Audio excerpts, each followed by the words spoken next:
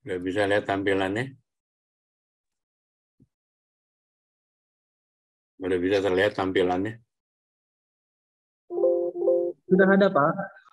Oke, Sudah ada, Pak. selamat siang. Assalamualaikum warahmatullahi wabarakatuh. Waalaikumsalam. Selamat siang, Bapak. Hari ini topiknya membahas tentang housekeeping management ya. Kalau saya akan cerita tentang memanage-nya ya, bukan cara mopping segala macam, enggak. Saya lebih ke manajerial skill-nya ya. Oke, saya minta Daniel dibaca. Housekeeping literally refers to the upkeep and maintenance of cleanliness and order in a lodging establishment like in hotel, condominium, resort, dormitory, or hospital. Housekeeper is one who is responsible for administering housekeeping maintenance and for ensuring that everything is in order and that all occupants are made comfortable, safe, and protect from disease-causing bacteria. Okay, thank you. Jadi housekeeping udah tahu ya, asalnya dari house keep cleaning ya. Jadi kita menjaga hotel tetap bersih dalam hal ini termasuk hygiene juga ya. Apalagi kemarin di era pandemi itu banyak tambahan-tambahan dari sisi hygiene dan sanitasinya ya. Housekeeper adalah orang, terutama executive housekeeper adalah orang tertinggi di dalam departemen housekeeping ya. Jadi housekeeping mengcover dari mulai kamar, koridor, lobby, public room, office, termasuk tangga, dan sebagainya ya. Jadi kesan pertama atau KPI dari hotel salah satunya ada cleanliness. Jadi kalau cleanliness-nya kurang, itu akan menjadi poin negatif untuk guest comment atau guest review ya. Oke, saya minta Rio bisa dibaca. Baik, Pak. Scope of housekeeping. The responsibilities of the housekeeping department include the following: guest room maintenance, maintaining cleanliness and orderliness in the guest room, furnishing the room with necessary amenities and supplies such as bed, linen, appliances, etc.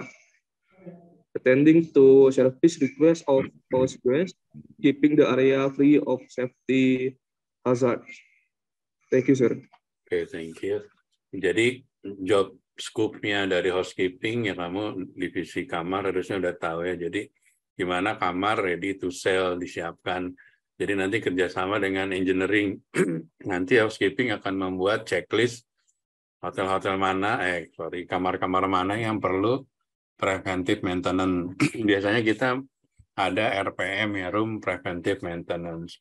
Kalau saya di Marriott ini, nanti dari corporate dia akan assign satu hari itu satu kamar untuk di RPM. Jadi kita nggak bisa milih. Jadi nanti menggunakan algoritma, misalnya saya dapat hari ini dari Marriott, tolong kamar 201 dilakukan deep cleaning gitu kan ya. Itu membutuhkan waktu 3 hari sampai 5 hari. Jadi pertama akan masuk engineering dulu ya. Apa aja yang harus di maintenance mulai dari AC, terus air panas, channel TV, termasuk ke IT juga WiFi dan sebagainya. Itu udah beres, baru masuk housekeeping dan sebagainya. Nah, dalam 1 tahun itu setiap kamar harus lakukan RPM ya. RPM harus misal lebih bagus, lebih sering lebih bagus, tapi minimal sekali. Tapi kalau bisa 2 atau 3 kali itu bagus gitu ya. Berarti kamarnya selalu termaintain. Jangan sampai hotel itu bisa di-manage sama Accor gitu ya. 10 tahun. Pas 10 tahun itu nggak di-maintenance, waktu diserahin ke ownernya, kondisinya udah rusak dan sebagainya. Jadi makanya kalau nanti kamu di industri, kita ada istilahnya CAPEX ya, capital expenditure. CAPEX itu untuk belanja aset-aset, misalnya bednya atau apa namanya, towelnya atau pilau dan sebagainya udah nggak bagus, itu ada checklistnya dan ada umurnya. Ada yang tahu nggak umur linen berapa bulan? Ada yang tahu nggak? Umurnya linen berapa bulan sampai masih bagus dipakai? Divisi kamar? Tim? Ada yang tahu nggak? Linen umur pakainya berapa lama? Atau pilau berapa lama? Ada yang tahu nggak? Yang pernah di housekeeping? Ada yang tahu? Halo. Jadi nanti masing-masing itu ada umurnya ya. Linen misalnya 18 bulan atau 2 tahun. Kalau okupansinya tinggi makin pendek ya. Tapi tergantung dari kualitinya juga, berapa banyak apa sih namanya komposisi di dalam linennya. Kalau towel berapa banyak cottonnya dan segala macamnya. Nah itu mempengaruhi juga dari nilai hotel. Kadang-kadang kamu pernah nggak stay di hotel yang linennya itu panas gitu ya, nggak adem gitu ya. Karena mungkin cotton komposisinya misalnya lebih banyak, akhirnya panas gitu ya, sebagainya. Nah ini kita sebagai housekeeper harus memaintain ini semua. Dulu saya zaman di Four Seasons ya di Bali, itu sampai hanya level linen supervisor, dia sudah bisa membuat perkiraan kapan harus belanja linennya. Jadi setiap bulan, setiap bulan itu seorang linen supervisor akan menginventori kualitas dari linen, kan ada spotnya atau mungkin sobek dan sebagainya. Nah dari yang sobek, spot dan sebagainya yang udah nggak dipakai sama dia disisihkan, tiap akhir bulan dia bikin request akunting untuk proses pembelian atau peremajaan dari linen itu. Nah, kalau gitu akhirnya kapasitasnya, kualitinya, parnya bisa terjamin gitu ya. Ada yang tahu berapa bagus sih kalau linen parnya di dalam satu hotel? Ada yang tahu nggak? 3, Pak. 3 itu di mana aja nyimpennya?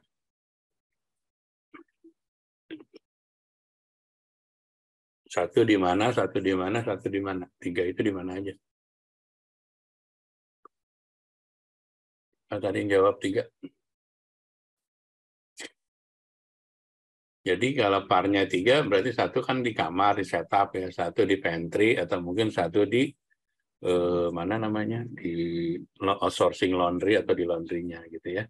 Semakin banyak par, makin baik, tapi kadang-kadang kan ke investasi ya. Ada satu hotel, beberapa hotel malah banyak yang parnya udah tinggal 1.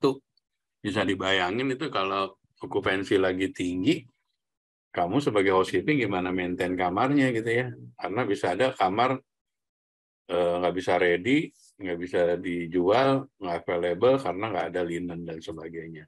Nah makanya memanage inventory dari linen, operating equipment adalah yang terpenting ya di dalam kita di housekeeping ya.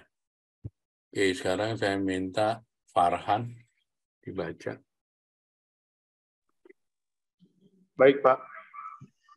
Maintenance of public area. Maintaining the clean lines and order lines in all public area which include lobby, corridors, function rooms, grounds, etc. Maintaining the upkeep of the surroundings of the building by keeping it clean and free of litters. Maintaining an attractive landscape to enhance appeal. Keeping the public areas free of safety hazard, undertaking minor repair like busted bulbs, broken furniture, etc. Thank you, sir. Oke, saya minta lagi ya untuk housekeeping kelas ini Inggrisnya tolong diperbaiki ya. Once kamu mau kerja di industri hotel, bahasa Inggris itu adalah yang utama ya. Inggris is a must ya. Apalagi kalau kamu kerja di luar negeri, bahasa ada yang terpenting. Malah nanti kalau kamu kerja misalnya di kapal gitu ya, kamu udah bisa marah pakai bahasa Inggris.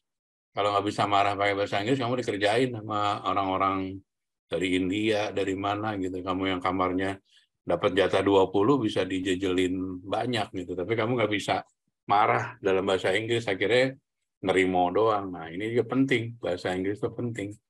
Dulu saya ada teman, karena sering dibully kerja di luar itu, maksudnya di kapal, karena di sana ada grup-grupan, ada orang Indonesia, ada orang mungkin dari India, ada dari berbagai negara gitu ya. Mereka berbahasa Inggrisnya bagus. Jadi dia bisa ngomong sama housekeeper-nya. Nah, kirain kita bisa kerja tapi nggak bisa ngomong, nggak pandai ngomong. Nah, makanya kamu wajib ya bahasa Inggris, karena kalau enggak, itu akan mengganggu karir kamu nanti ke depannya ya. Oke, sekarang maintenance laundry dan linen ya. Beberapa hotel sih sekarang laundry-nya sudah di outsourcing ya. Tapi kita harus memaintain yang namanya linen seperti saya sampaikan tadi. Kira-kira towelnya udah berapa par gitu ya. Nah, nanti setiap awal tahun atau akhir tahun kita udah melakukan inventory. Kira-kira di tahun 2023 ini kekuatan linen kita berapa par gitu ya. Ya, seperti saya sampaikan tadi, lebih banyak lebih baik. Tapi kan itu problemnya adalah ke finansialnya juga.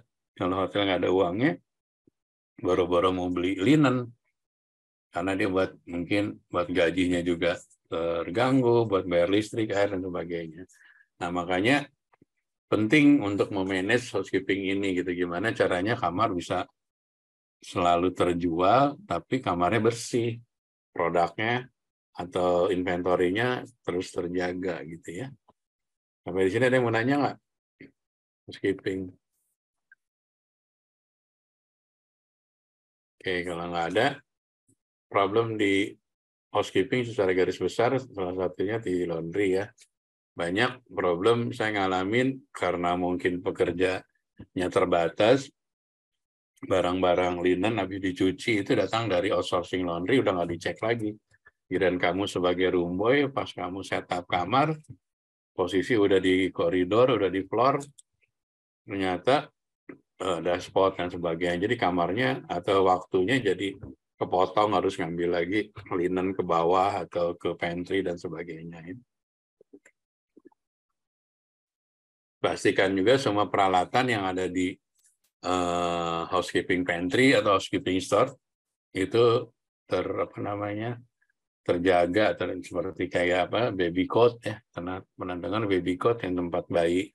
Kalau ada orang stay bawa bayi kan perlu baby cot ya, tempat bayi tiduran itu loh, yang kayak yang ada pagar-pagarnya, ada itunya ya. Nah, itu juga hati-hati. Kadang-kadang banyak dulu di beberapa hotel di Amerika, hotel dituntut gara-gara misalnya baby cot-nya pakai besi, dianya ternyata ada sobekan yang tajam kena bayi itu. Nah, itu kita bisa dituntut. Nah, kita harus berhati-hati, kita harus maintain cuma barangnya bisa terpakai dengan proper ya. Oke, saya minta Permana dibaca. Housekeeping organization. Housekeeping department is organized such that there is a separate section to handle specific tasks. There is section for room maintenance, another one for public areas, and separate section for linen and laundry service. Each section is headed by a section head like a head houseman for public area, housekeeping supervisor, and laundry linen supervisor. Okay, thank you.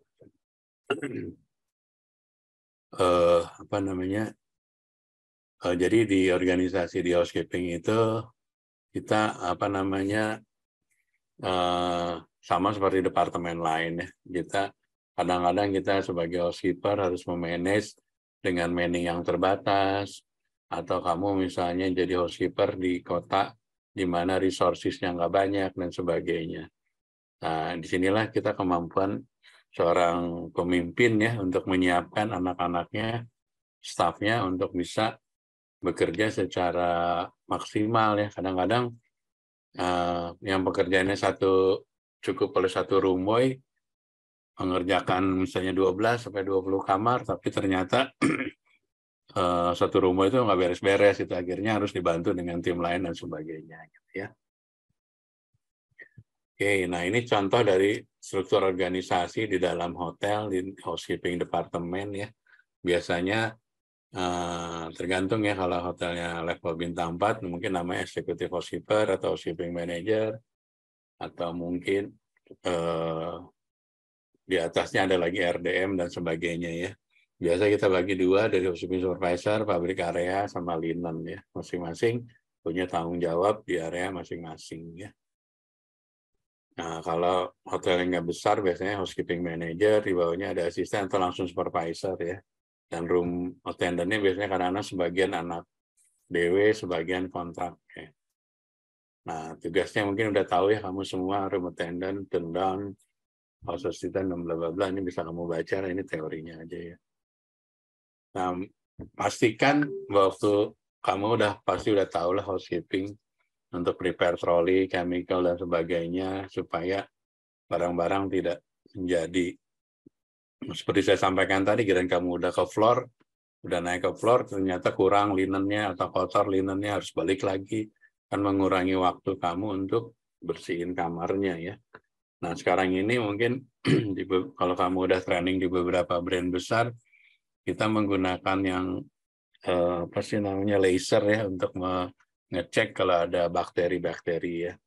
Nah, kalau di Amerika itu kadang-kadang banyak kayak orang wartawan yang tiba-tiba dia jadi misteri guest, terus dia fotoin itunya, dia pakai sinar laser, terus dirapihin, apa namanya, dilaporkan ke manajemen gitu kan. Nah, kadang-kadang ada yang bisa minta apa namanya, kompensasi dan sebagainya. Makanya pastikan dari kamar yang baik ini jangan sampai terjadi tamu komplain. Terus yang kedua, biasanya tamu udah check-in di kamar 201, tapi karena saya nyaman minta changing room gitu kan. Itu kan cost-nya lagi kan, kamu harus bersihin lagi kamar yang tadi, disiapin lagi kamar yang lain dan sebagainya ya. Nah, menyiapkan kamar. Kamu udah tahu, udah trainingnya gimana caranya, mulai dari clockwise ya, round clock gitu, dari kiri ke kanan dan keseluruhannya, dan make sure semuanya berfungsi ya. Kadang-kadang yang problem di housekeeping adalah detail ya, terutama di bed head tuh masih banyak debu, terus atau channel TV juga jarang dicek tuh, yang saya ngalamin tuh anak-anak housekeeping juga. Nah, itu kan part of dari supervisor nanti ngecek ya, gimana semuanya fungsi keberadaan barang-barang di kamar itu bisa jalan gitu ya, udah masih jalan proper gitu ya. Terus pastiin mengganti semua linen kalau memang tamunya itu sehari, kecuali long stay, kadang-kadang untuk saving cost mungkin linennya kalau masih bersih nggak diganti ya, atau kita bisa menggunakan program green environment ya. Jadi handuk yang di hanging berarti nggak dicuci dan sebagainya ya. Oke, sampai di sini ada yang mau nanya tentang housekeeping?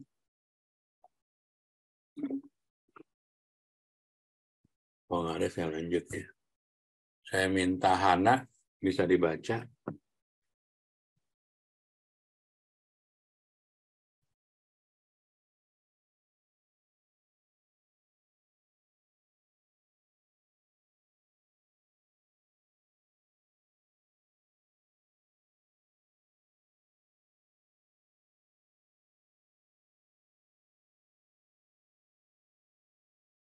Hana.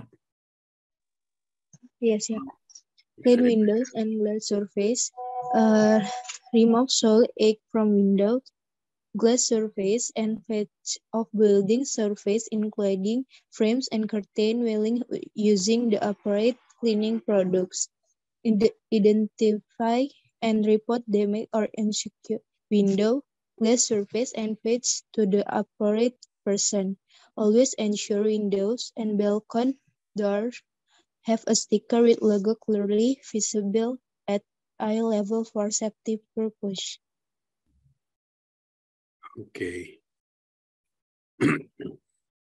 Nah, ini pastiin juga ya kadang-kadang kalau nggak tahu nih kalau kamu training di hotel lain, saya nggak tahu ya, kalau di Brand Merit itu kan udah kita ada masing-masing, masih namanya linen towelnya itu udah ada masing-masingnya untuk yang warna ini untuk bersihin ini, warna ini untuk bersihin. Nah, saya juga nggak tahu detail karena saya bukan background saya di housekeeping, saya hanya sebagai GM.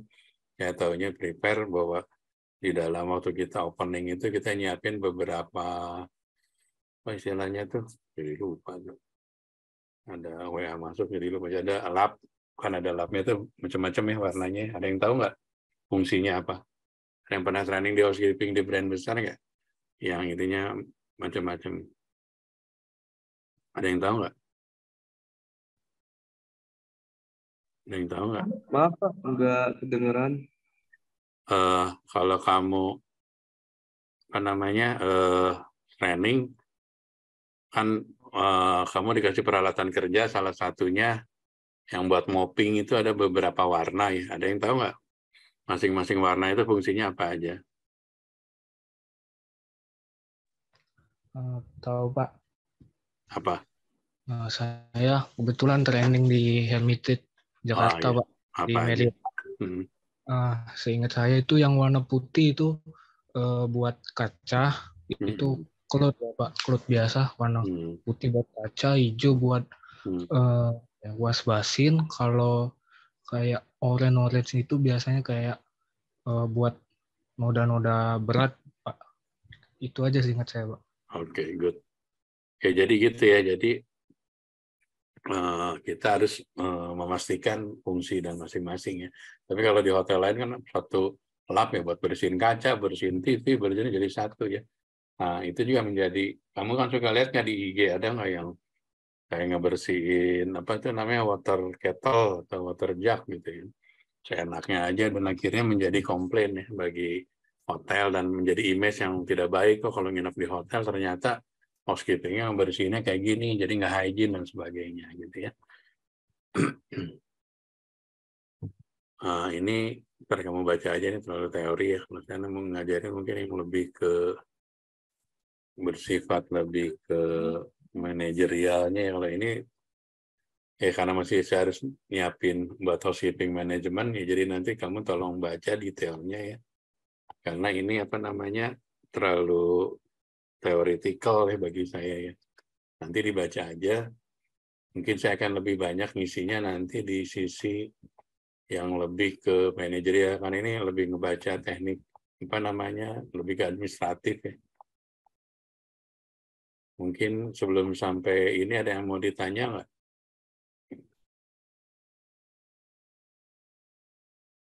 Ada yang mau nanya nggak? Kalau nggak ada, untuk yang mata kuliah housekeeping, ini ada kuisnya, tolong di email biasa. Ini emailnya bukan ke sini ya, ke yang Hotekpar ya. Ini masih yang lama. Ada yang nanya untuk housekeeping? Kalau nggak ada, saya ganti ke materi lain ya. Dari satu lagi, sesudah housekeeping adalah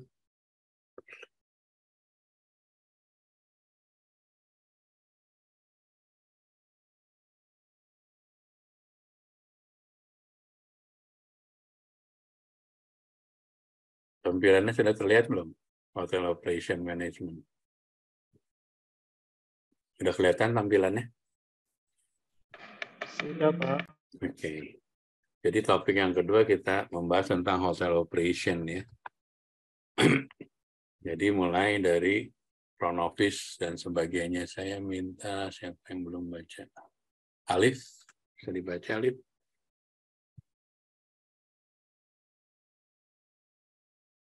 Operation rooms. FOM duties on a typical day. 1. Review next audit report. 2. Review incoming reservation for the day. directly communicated information to employees on all ship concerning reservation, room assessment, and room inventory, for communicated information to other department, housekeeping, marketing and sales, banquet, F&B, fleet engineering and security. 5. Resolve guest billing discrepancies and other complaints. 6. Prepares budget with general manager and controller. 7. Prepare forecasting sheet. 8. Conduct business meeting to promote room sales. 9. Assist in check-in, check-out, reservation confirmation, updating reservation system. 10. Maintains front office equipment. Oke.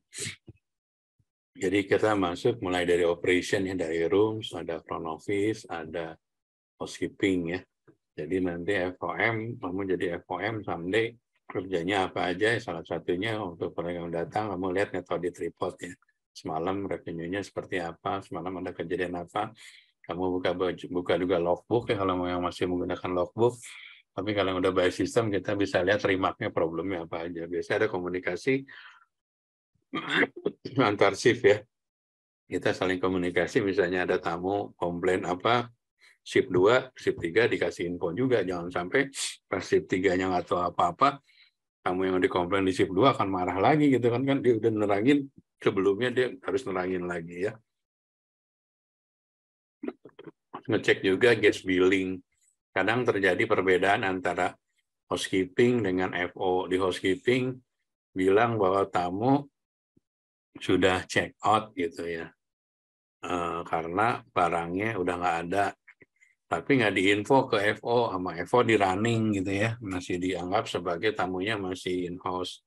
Nah kayak gini-gini kejadian kan, nanti siapa yang mau nagih nih kalau tamunya udah jelas check out, tapi sama FO masih di runningin gitu ya.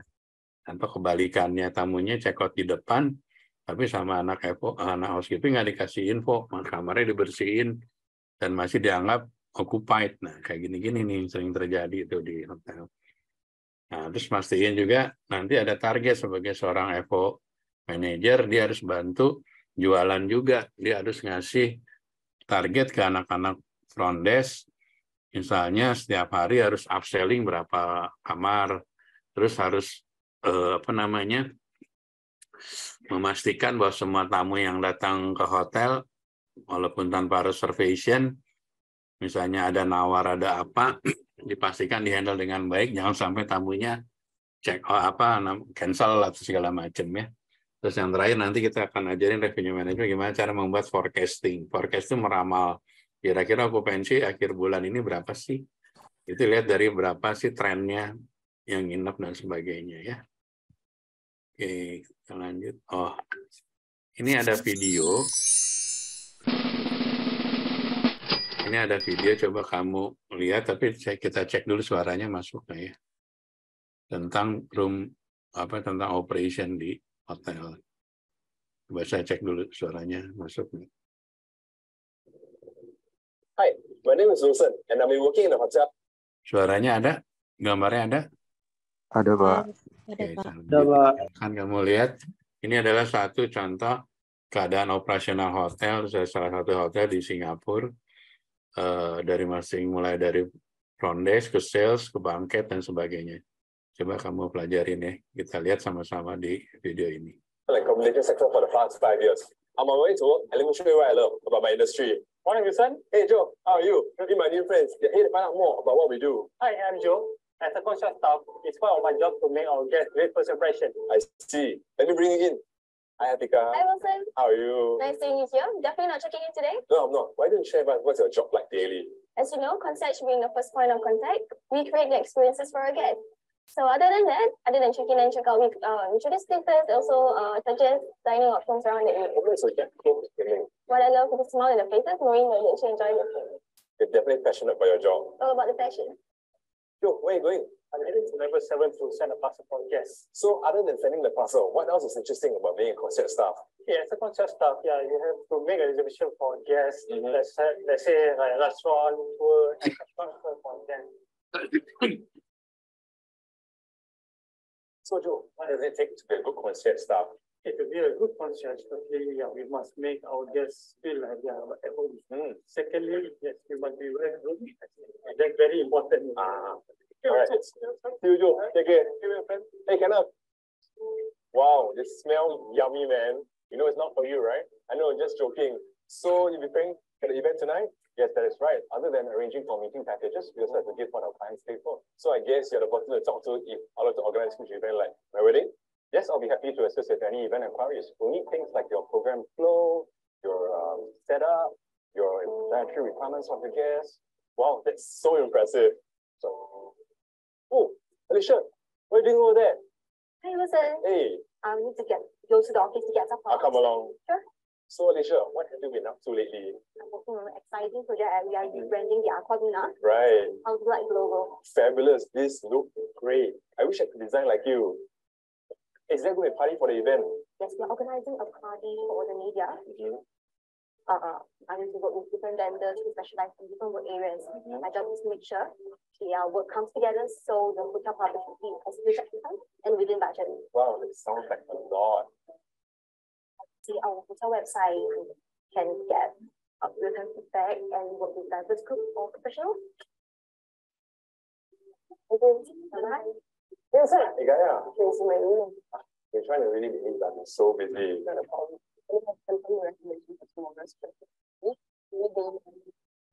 Sure. Okay. Let's go. So, Gaia, how on earth are you so efficient? Now, as a renovation agent, customer satisfaction is my goal. My job requires me to get information and special requests, communicating with various departments, and indicating it to the system. Anything else intriguing about being a reservation executive? You know, getting the new guest requirements, evaluate satisfaction, fulfilling my job. That's why I love my job, and I look forward to come to work every day.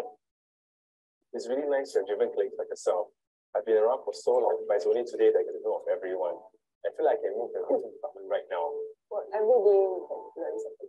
Definitely. So I love my job, I love my industry, and there are rare people out there like mine. And I look forward to coming to work every day. Do click here to find out more about us. See you here again soon. Bye-bye. So Gaia, how are preparations coming along? Terdengar suaranya? Suaranya terdengar ya tadi? Terdengar. Bisa ya. Nah, itu ada contoh career path kamu dikerja di rooms ya, mulai reservation sampai ke reservation manager atau sekarang jadi revenue manager, dari bellboy, concierge, naik jadi FOM dan sebagainya. Nah, ini bisa lihat kan bahwa memang apalagi kalau kamu kerja di luar Indonesia kan bahasa adalah bahasa Inggris adalah yang utama ya. Jadi make sure kamu harus pastiin mumpung kamu masih belajar, masih ada waktu, kamu kursus lagi kayak bahasa Inggrisnya supaya once nanti kamu ingin berkarir di industri hotel ini nggak mentok gara-gara bahasa gitu. Saya ada beberapa teman yang nggak pede dari departemen head aja terus nggak mau, karena nggak pede nggak bisa naik ke GM dan sebagainya gitu karena bahasa Inggrisnya kurang dan sebagainya. Tapi dia nggak ada niatan untuk improve gitu loh. Nah di satu sisi saya punya teman juga yang backgroundnya mohon maaf gitu dulu dari bellboy, dari houseman, tapi dia punya keinginan yang kuat gitu ya. Dia belajar bahasa Jepang, dia belajar bahasa Inggris sampai pada satu titik. Padahal mohon maaf dia hanya SMA aja gitu, hanya SMK, dia sudah menjadi GM karena bahasa Inggrisnya juga menunjang gitu ya, salah satu contoh gitu. Jadi saya minta kamu mumpung masih muda lagi belajar bahasa Inggrisnya harus perbaiki ya, karena saya dari beberapa saya coba ngetes baca itu Inggrisnya masih kurang ya, tolong ya diperbaiki ya. Nah yield management reservation salah satunya memastikan ya, nanti kan kamu kalau jadi reservation nanti ada mata kuliah khusus untuk reservation sampai revenue management ya. Apa kerjaannya nanti di yang selanjutnya ya. Tapi make sure kalau kita sebagai reservation, salah satu contohnya kita memastikan bahwa rate yang kita berikan ke tamu sudah benar gitu ya. Jangan sampai banyak kejadian di hotel itu kita harus nge-rebate, harus mengkoreksi gara-gara rate-nya salah gitu ya. Dan itu udah runningnya baru sadarnya udah 10 hari gitu misalnya. Ini satu grup meeting kontrak sama salesnya misalnya 600. Tapi ternyata sistemnya masih nulisnya 650. Bayangin cuma 50.000 tapi kamarnya ada 10 dikali berapa malam gitu kan. Nah itu revenue-nya yang hilang berapa juta tuh gitu kan. Nah kayak gini-gini nih. Jadi fungsinya reservation ya semua fungsi harus ngecek gitu. Jadi reservation bikin nanti dicek lagi sama Evo tanya lagi Pak ini bener nggak? Atau Mbak harganya bener nggak segini gitu, kontraknya bener nggak segini, jangan sampai udah ke running rate-nya salah. Nah itu tanggung jawab siapa? Kalau beberapa hotel itu tanggung jawab harusnya dipotong gaji tuh rame-rame kayak gitu-gitu ya, jangan sampai kan kamu udah kerja capek, terus gajinya dipotong. Pastiin length of stay-nya juga bener. Kadang-kadang length of stay-nya misalnya 2 malam, tapi dia lupa ditulisnya 3 malam. Malam kedua udah check out masih dirunningin. Bisa aja kejadian gitu yang nyekotin lupa lagi nggak nyekotin gitu kan kayak gitu. Kalau memang member kayak di Marriott ada Marriott Bonvoy gitu ya, membership-nya pastiin karena kita tuh nge-treat tamu berdasarkan loyalty member ini. Kalau membernya semakin tinggi kayak ambassador atau platinum, oh itu sampai GM yang harus handle tuh untuk reservation, untuk apa welcoming dan sebagainya gitu ya. Pastiin sistem reservation itu sudah terjamin paymentnya.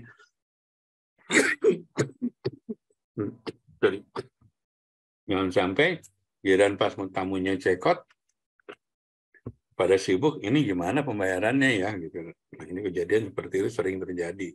Yang akhirnya tamunya kabur, skipper. Tanggung jawab siapa tuh kalau gitu? Ya tanggung jawab semuanya ya karena dari awal reservasinya nggak benar gitu ya. Terus kalau VIP 1, 2, 3 itu kan ada amenities-nya ya. Kita ngasih VIP apa sih? Fruit basket, VIP amenities lah masing-masing hotel beda-beda namanya ya. Di sini ada yang mau nanya nggak? Ada yang mau nanya nggak?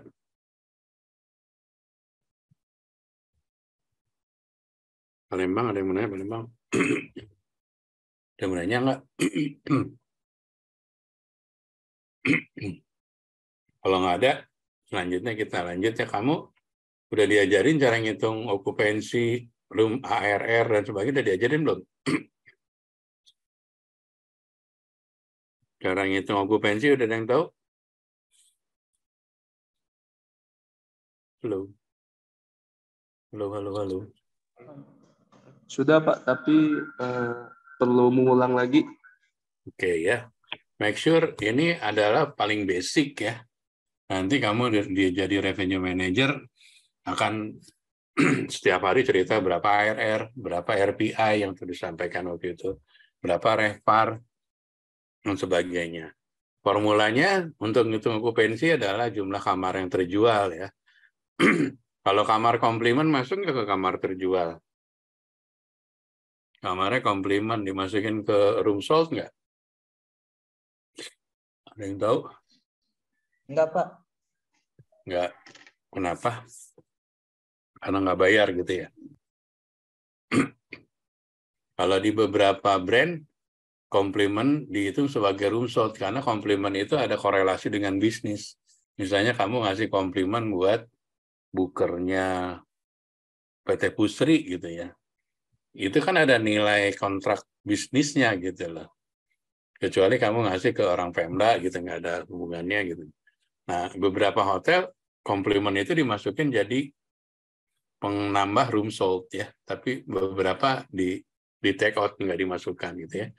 Jadi okupansi adalah number room sold, berapa kamar yang terjual dibanding dengan kamar yang available ya. Kamar available-nya 800, yang terjualnya 600, berarti 75%. Nah, available, misalnya kamarnya 800 available, tapi kamarnya ada OO 100. Jadi yang available-nya berapa? Berapa? Misalnya ada OO-nya 100 dari 800 ini. Jadi available room source-nya berapa?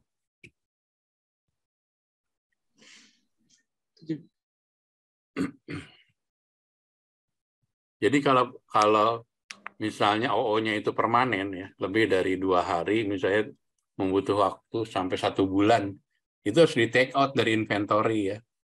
Jadi 800 tapi yang kamar yang OO-nya 100 dan 100 ini dalam perbaikan atau renovasi membutuhkan waktu lebih dari misalnya lebih dari 3 hari gitu ya.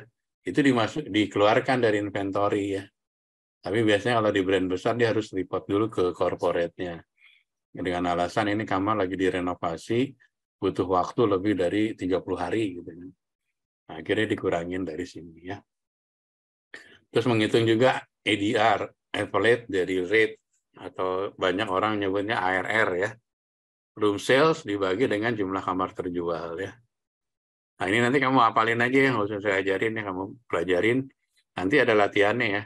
Makanya kamu baca ininya ya, rumusnya. ARR apa, RevPAR apa, okupansi apa. Jadi tolong dipelajari. Nanti kamu jadi apa namanya revenue manager gini nih, setiap hari kita bikin forecasting nih, malam ini available-nya kamarnya ini, okupan malam ini, kira-kira tanggal 9 ke sana okupansinya berapa, nanti trennya dari algoritma itu ya kamu belajarin nanti. Oh ternyata rata-rata tamu yang walk-in itu rata-rata satu hari bisa 20 kamar, ada 20 room gitu ya. Nah nanti parameter tren-tren walk-in itu dimasukkan juga di dalam apa namanya, di dalam forecasting kita gitu ya. Sampai di sini ada yang mau nanya nggak untuk forecasting? Sekilas forecasting aja, nanti detailnya di revenue management. Kalau nggak ada saya lanjut ya. Nah, operation biasanya masuk juga engineering sama security ya. Jadi kalau di kita di Marriott operation itu, jadi di bawah saya nanti, di bawah GM ada operation manager. Operation manager atau director operation membawahi rooms department, engineering sama security. Nah, jadi saya sebagai GM mungkin fokusnya operationnya udah dibantu nih sama director operation. Saya jadi ngurusinnya tinggal ke sales, HR, finance, tapi tetap operation saya diupdate dari director operation saya. Orang keduanya saya update. Jadi any kind of problem, komplain, apapun kita diupdate ya. Nah, secara umum revenue hotel umumnya yang paling besar adalah room ya. Kalau parameternya hotel bintang 4, bintang 3 itu rata-rata rooms. Tapi seperti saya sampaikan kayak Shangri-La Jakarta bintang 5, room sama F&B-nya mungkin akan sama gedenya karena dia punya ballroom, restorannya ada misalnya ada 5 restoran, ada coffee shop, ada Italian restoran, ada Chinese restoran, bla bla bla. Maka revenue-nya mungkin antara room sama F&B bisa hampir sama. Malah ada yang lebih besar. F&B-nya 60%, room-nya hanya 40%. Tapi secara umum, bintang 3, bintang 4, rooms biasanya sampai 50% lebih ya. Sisanya F&B, gitu ya. Di sini ada yang mau nanya nggak?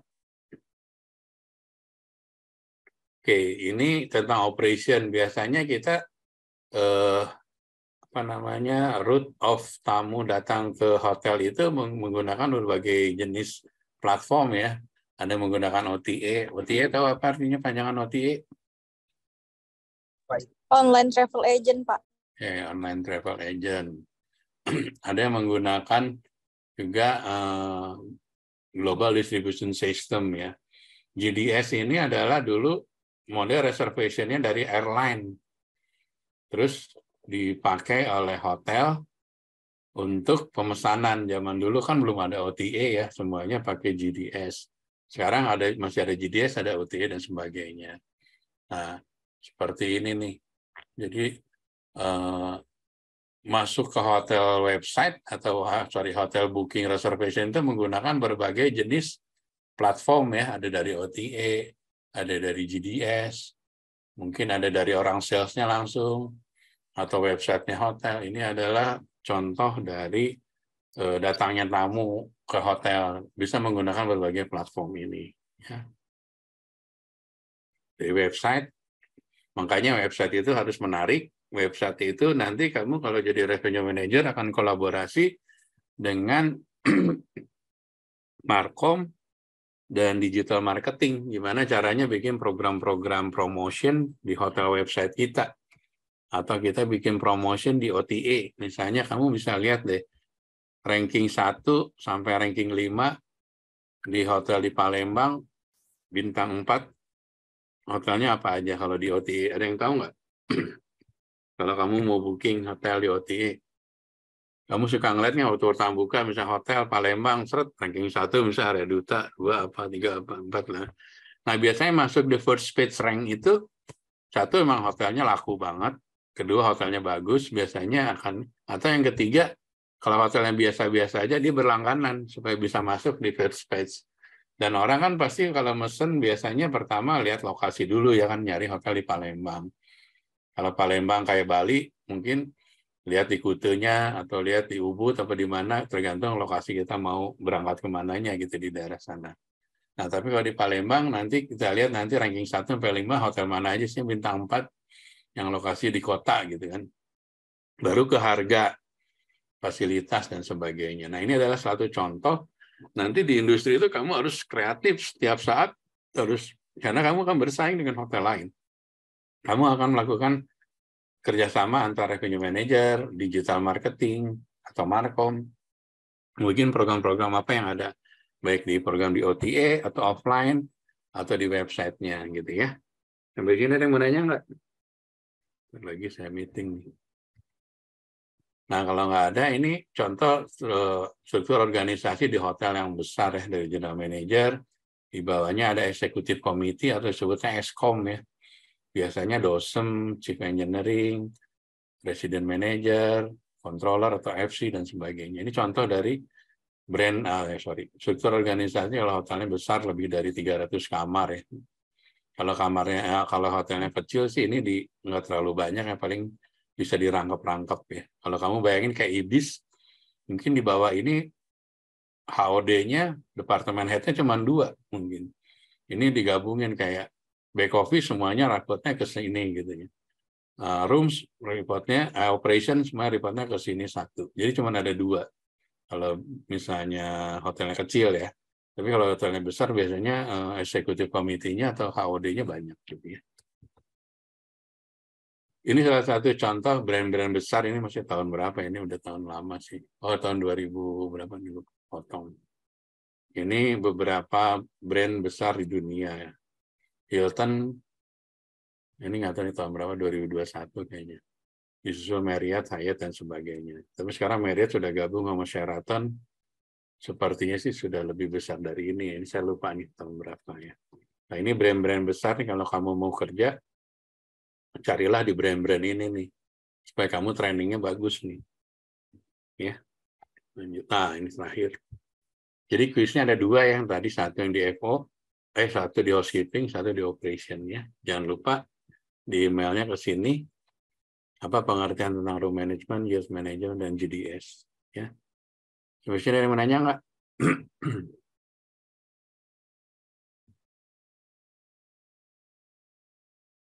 Ada yang mau nanya? Nggak ada? Clear? Oke. Kalau nggak ada, udah di absen, itu siapa gede? Fotonya gede, tolong. Yang nggak masuk siapa? Gede. Berapa orang nih? 1, 2, 3. Ada yang gabung-gabung ya. Nanti tolong diinfo yang nggak masuk di WAG ya, gede ya.